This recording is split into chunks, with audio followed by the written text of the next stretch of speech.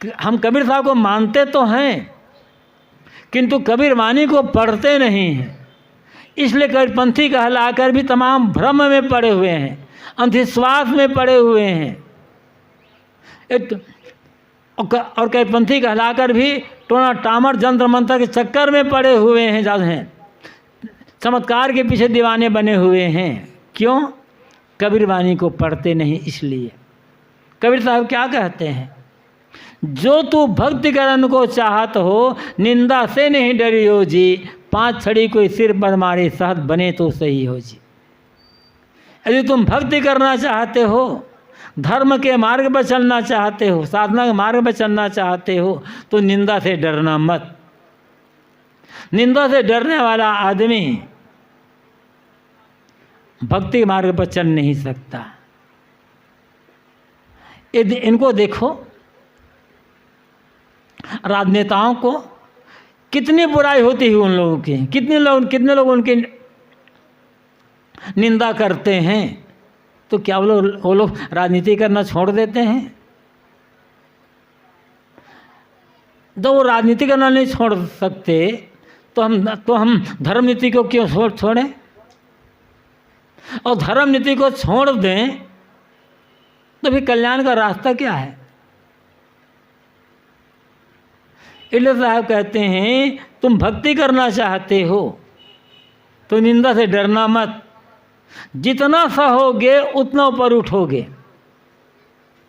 सहने वाला आदमी ही ऊपर उड़ता है। इन निंदा करने वाले ये समझ लेना होगा कि हमें गढ़ छील करके सुंदर बनाना चाहते ही नहीं हैं, इनका प्रेम है हमारे लिए।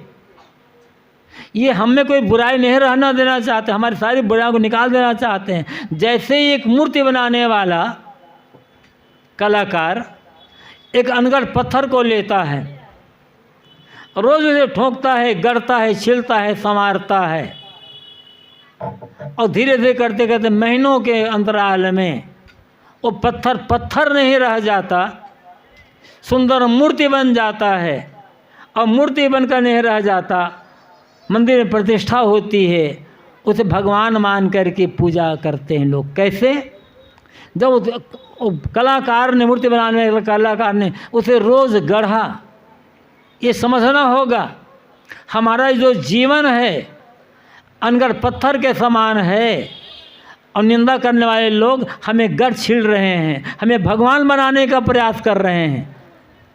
फिर दुख क्यों? लड़ाई क्यों? अशांति क्यों? जितना निंदा सहन करेंगे उतना ऊपर उठना होगा।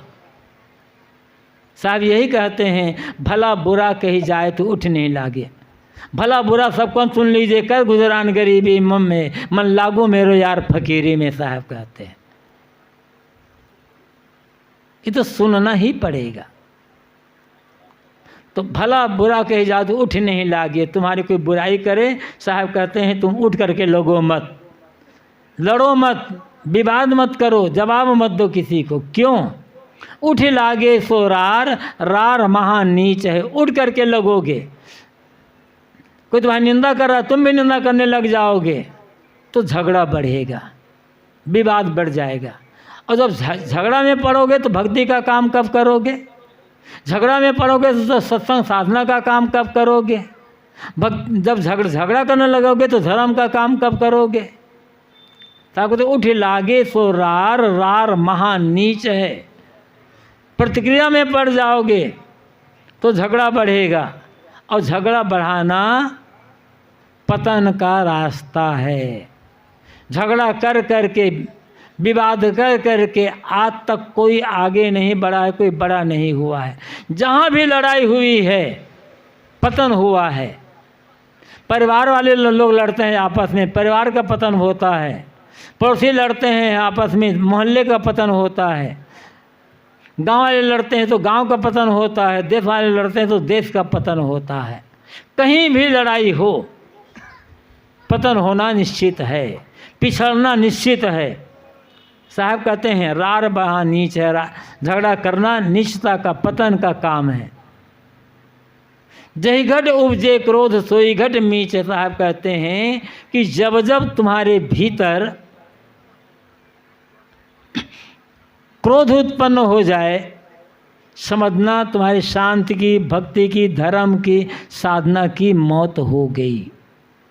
शरीर की मौत से हम डरते हैं, मर न जाए, मर न जाए, बेकार की बात।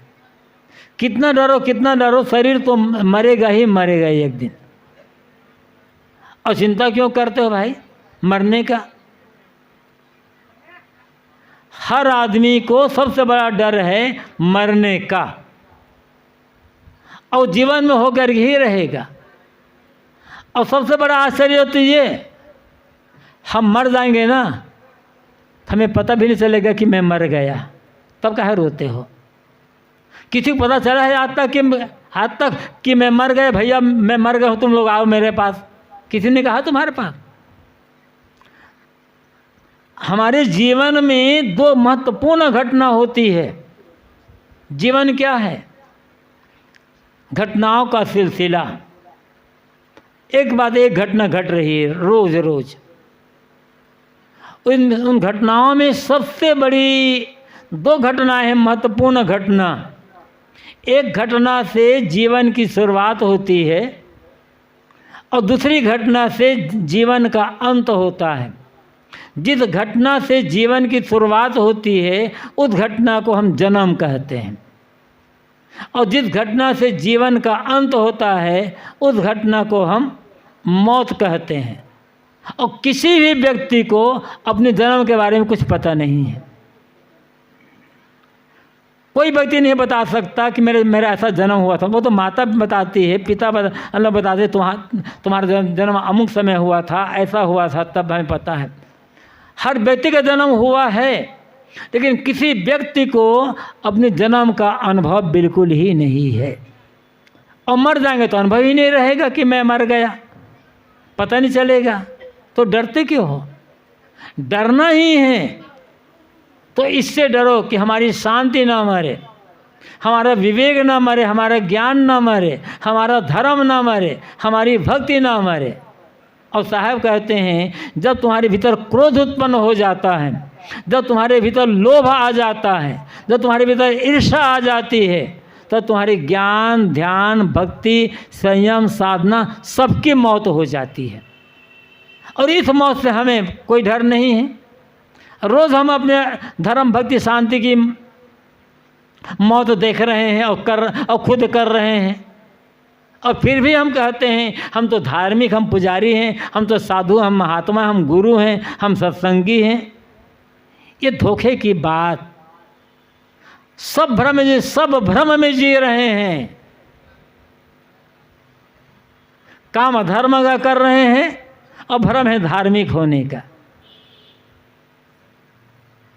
क्योंकि जीवन में धर्म न होता तो मन अशांत न होता, जीवन में धर्म न होता तो मन दुखी न होता, जीवन में अधर्म न होता तो मन चंचल न होता। शांत, यदि मन में अशांति है, मन में तनाव है, मन में चिंता है, मन में भय है, तो समझ लेना मेरे भीतर अधर्म है और पाप है। दुखी होना पाप का लक्षण है, दुखी होना अधर्म का लक्षण है। गर्व क्या है? हम धार्मिक हैं। और जीवन क्या है? अधार्मिक, क्योंकि रो रहे हैं धीरे धीरे, रोज रोज। अशांति बनी है मन में, तनाव भरा मन में, नींद नहीं आ रही है। यही तो पापी होने का और अधार्मिक होने का लक्षण है। कहाँ समझ पाते हैं अपने आप को हम लोग? बड़ी बड़ी चर्चा होती, बड़े बड़े कार्यक्रम आयोजित होते हैं, और पता नहीं कैसी कैसी बातें कह दी जाती है, जीवन जीने का तरीका बताया नहीं जाता। सदगुरु कबीर कहते हैं जही घट उपजे क्रोध सोई घट मीच है। जब जब तुम्हारे भीतर क्रोध उत्पन्न हो जाए, लोभ, ईर्ष्या, द्वेष उत्पन्न हो जाए, तब तक समझना तुम्हारी शांति, भक्ति, धर्म सबकी मौत हो गई। और जिसके शांति, धर्म, भक्ति की मौत हो गई, उसके बाद क्या बचा फिर? वो तो महाकंगाल हो गया ना। जो कोई गाली दे तो जवाब मत दीजिए, गल अमृत तेरे पाप घोरी क्यों न पीजिए। तुम्हें कोई गाली दे तो गाली का उत्तर गाली से मत देना। गाली का उत्तर गाली से देना चाहते हो तो गाली बढ़ेगी जरूर। मौन रह जाओ, शांत रह जाओ, गाली मर जाएगी। गाली को मारने का सबसे बेहतरीन तरीका है मौन और शांत रह जाना। और यदि किसी ने आपको गाली दी और आपका मन कहता है मैं भी गाली दूं, तो करना क्या होगा? एक उपाय है, आप भी दीजिए गाली। कैसे? जैसे कभी कभी ऐसा होता होगा आपके जीवन में, किसी व्यक्ति ने आपसे कहा होगा चलो भाई अमुक जगह सत्संग हो रहा है, सत्संग में चलें। तो आप कहते हो कि भैया आज तो अमुक काम है, आज मुझे अमुक जगह जाना है, आज फुर्सत नहीं है, कल ज़रूर चलूँगा। अनेक काम के लिए आपने कहा होगा कि आज फुर्सत नहीं है, कल ये काम करूँगा, कल ज़रूर चलूँगा। इसी प्रकार जब कोई गाली दे आपको और आपका भी मन गाली देने कह रहा है, तब कह देना भैया अभी मुझे फुर्सत नहीं गाली देने के लिए, कल आऊँगा गाली देने के लिए, कल देना गाली, आज मत देना, बस मामला ख़त्म। साहब कहते हैं जो कोई गाली दे तो जवाब मत दीजिए। तुम्हें कोई गाली देता है, गाली से मत देना। साहब ने और बढ़िया बात कही है, आवत गाली ये कहे पलटत होए अनेक, कहीं कबीर न पलटिए वही एक की एक। गाली हमेशा अकेली आती है, पलट दो तो अनेक हो जाती है। साहब कहते हैं गाली को पलटो मत, गाली अकेली होकर के मर जाएगी। गल अमृत तेरे पास घोरी क्यों न पीजिए, तुम्हारे गले में मीठी वाणी का अमृत है, उसको स्वयं पियो और मीठी वाणी का अमृत औरों को पिलाओ। लोगों को बस में करने का तरीका है मीठी वाणी, शत्रुता को मारने का तरीका है मीठी वाणी। महाभारत के शांति पर्व में एक कथा आती है, अपनी बात में समाप्त करूंगा। तो महाभारत के शांति पर्व में एक कथा आती है। महाभारत युद्ध के 36 साल बाद की घटना है। श्री कृष्ण अपने परिवार वालों की कलह से उब करके देवर्षि नारद के पास जाते हैं। जब श्री कृष्ण की उम्र लगभग 119 या 120 साल की रही होगी तब की बात है। यादव कुल में भयंकर कलह पैदा हो गया था, भयंकर। और श्री कृष्ण जैसे महापुरुष को संभालना कठिन हो रहा था। कोई रास्ता नहीं मिल रहा था, कोई उपाय सूझ नहीं रहा था। किस यादव वंश के कलह को कैसे शांत किया जाए, तब उपाय पूछने के लिए वे जाते हैं देवर्षि नारद के पास और अपनी बातें कहते हैं कि मेरे यादव कुल में बड़े योग्य लोग हैं, लेकिन आपस में इतना लड़ते हैं कि मेरा जीना हराम कर दिए हैं, मैं क्या करूं। तो बहुत चर्चा होती है। उसी बीच में नारद ने श्री कृष्ण से कहा था कि मैं 3 उपाय बताता हूं, इन उपायों को अमल में लाइए, हो सकता है आपका गृह कलह शांत हो जाए। उसे पहला उपाय बताया गया, अनायास शस्त्र का प्रयोग करना। अनायास शस्त्र, अनायास जो औजार, जो हथियार लोहा से न बना हुआ हो, किंतु इतना तेज हो, इतना धारदार हो कि शत्रु की जबान को बंद कर दे, शत्रु की जबान को काट दे। वो क्या है? मीठी वाणी। नारद ने श्री कृष्ण का यही उपाय बताया था कि आप मीठी वाणी का प्रयोग करें। सदगुरु कबीर यही बात कर रहे हैं, गल अमृत तेरे पास घोरी क्यों न पीजिए, तुम्हारे गले में मीठी वाणी का अमृत है। तुम गाली को उत्तर देना चाहते हो तो मीठी वाणी से उत्तर दो गाली का, गाली मर जाएगी। अब गाली सुन करके यदि हमारी ज़बान से मीठी वाणी निकलती है तो समझ लेना मेरे भीतर का अज्ञान अंधकार दूर हो चुका है। अब ज्ञान को उजाला जल चुका है, ज्ञान का प्रकाश हो गया है। और जब ज्ञान का प्रकाश हो गया तो पूरा जीवन अमृत से भर जाएगा, अपने जीवन में भी, साथों के जीवन में भी। और बड़ी शांति, प्रसन्नता और सुख का आनंद, इसी जीवन में कल्याण का हम अनुभव कर सकते हैं। थोड़ी सी चर्चा सदगुरु कबीर वाणी के संदर्भ में आपके सामने मैंने की। जो बातें आप जानते हैं उन्हीं को मैंने दोहराई। यदि इन बातों को हम और आप अपने जीवन में प्रयोग कर सकें तो हमारा व्यक्तिगत जीवन, पारिवारिक जीवन, सामाजिक जीवन, धार्मिक जीवन, सभी जीवन उज्जवल हो जाएंगे। और जो मानव जीवन का जो लक्ष्य बताया गया है उस लक्ष्य की प्राप्ति हो जाएगी, हमारा जीवन सार्थक हो जाएगा।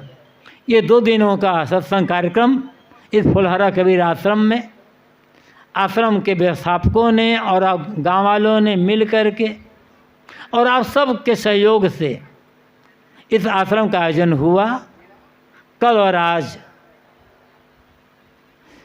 अनेक संतों गुरुजनों द्वारा बहुत सारी बातें आप लोगों ने सुनी। उनमें से कुछ अंश भी यदि जीवन में उतार लेंगे तो दुख दूर हो जाएगा। संतों प्रति प्रेम, श्रद्धा, निष्ठा भावना बनाए रख करके सत्संग, स्वाध्याय, साधना का प्रयोग करते रहें और ताकि आपका जीवन मंगलमय हो, दुख और भय पीड़ा से छुटकारा पाकर प्रसन्नता से जीवन व्यतीत कर सकें, साथ साथ आत्मकल्याण का काम कर सकें। इन्हीं शुभकामनाओं के साथ आप सब धन्यवाद देते हुए अपनी वाणी को विराम देता हूँ।